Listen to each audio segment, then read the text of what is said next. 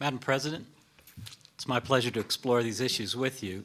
Recent events at all levels of government point to the absolute necessity of a highly competent financial function with integrity, professionalism, and accuracy.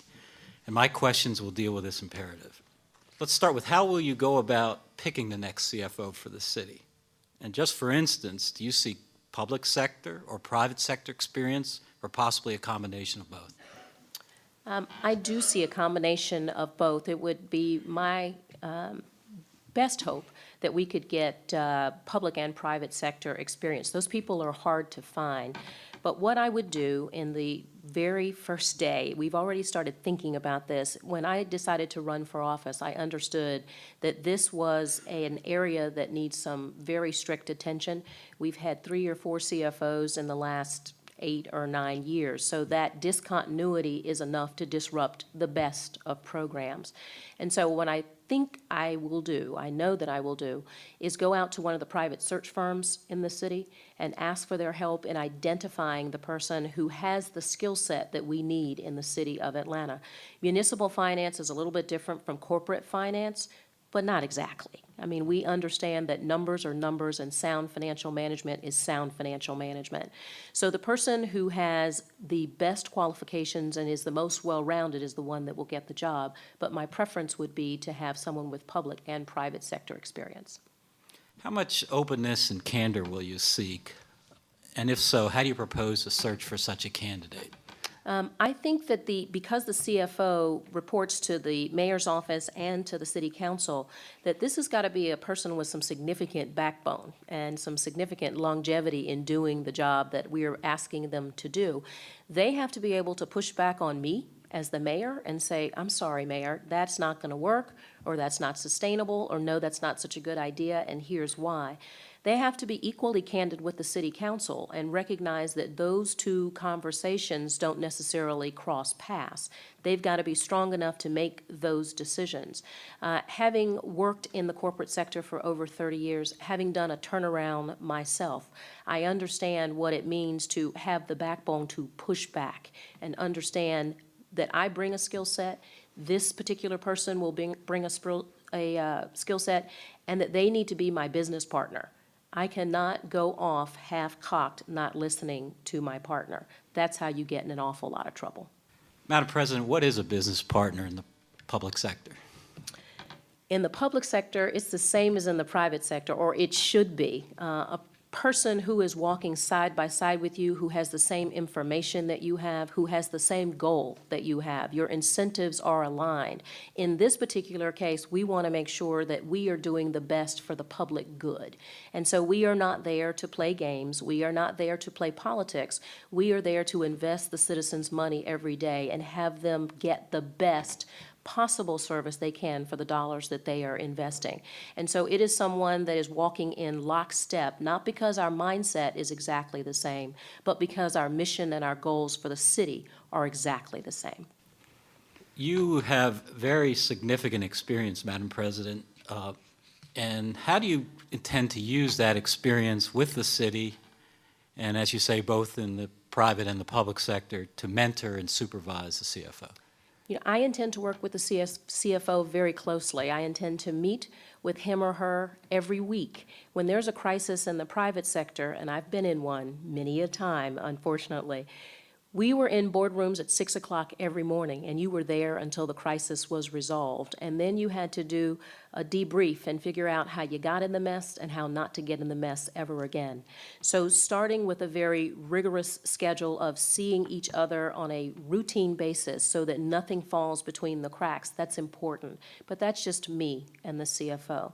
The second group that I think needs to meet with the CFO on a regular basis is the cabinet. So they, in fact, understand, all the other commissioners, what is going on financially in the city in the big picture, what's going on in their particular areas, and how they impact the overall health, fiscal health of the city. That's the second group. The third group is the city council. The president of the city council, as well as the sitting chair of the finance and executive committee, need to meet, and with the mayor, on a regular basis with the CFO. This should not be a one-off casual relationship where we meet and we react to a problem. We should be meeting on a regular basis so that we anticipate problems and we neutralize them before they become 4-alarm fires. We're very pleased to see that you believe this is an important relationship. You've also mentioned that the city has had an indifferent record in keeping this position filled. How would you, once you have the right person, aspire to keep that position filled with the same person throughout your tenure? Well, I think, number one, you tell them the truth about the job when they walk in the door. That's the first thing. When you look at their compensation, I think you need to have a competitive salary, and while we cannot meet dollar for dollar what they can find in the private sector, what we do need to have is someone who understands what it is to work in the public sector and why they are there. So they need to have a good compensation package, and that would consist of a base salary, but also performance incentives. And I think you need to pay them, and we've done this in the private sector many a time, bonuses for longevity.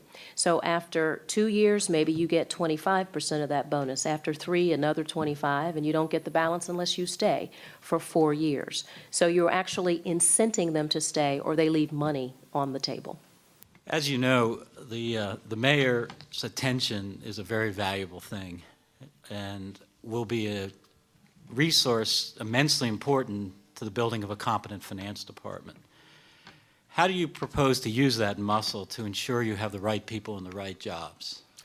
You know, I think it was Hewlett-Packard that told us they would do management by wandering around, making sure that everybody knew who the mayor was in this case, or who the boss was, and what the expectations were for performance. The mayor cannot be invisible. She must have her hands on the wheel at all times. Even when things are going well, you can't step back and relax. You're only as good as what you did yesterday. So I intend to be a vigilant mayor, one that's at work every day, that's attending to all of my departments every day. It doesn't mean I will stand in the way of the chief operating officer for the city of Atlanta, but it also doesn't mean I will be back in my suite and not having conversations with our managers on a day-to-day basis. So I think the muscle of the mayor means that you have to be upfront and in person and make sure that people understand what your expectation of performance is. Thank you. I know from my own experience that there are competent employees in local government. There are also competent employees that are willing to work in local government. The challenge can be, how do we keep those employees? How do we identify the keepers? Have you had an experience like that? And if so, how would you propose to increase the longevity of the people we really need to have? I think we measure people's performance annually. We are not always doing that in the city. We're supposed to in many instances, but we're not doing it. We need to set clear objectives for people at the beginning of the year and tell folks what we are trying to get accomplished. We need to tell the public that too, to the professor's point. We need to make sure that everybody is clear on what direction we're taking and why. And the performance metrics, as we measure people's performance, we need to tell them so that they have an opportunity to remediate on a quarterly basis or a monthly basis, whatever the commissioner in that particular department thinks is appropriate. At the end of the year, I think we need to do a 360-degree performance and find out, are we really where we thought we would be? And if not, what do we do about that? People today also, and I've talked about this for police officers, but the same thing should be true for those general employees, that they be paid for their education, their expertise, and their experience.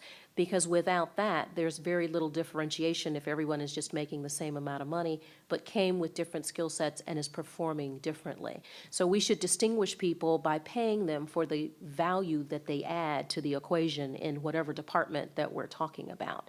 We need a clear professional development path for folks so that they understand they're not stuck in the same job, that they are in charge of their own destiny. If the department performs well and they are a part of that, then they should be rewarded for that.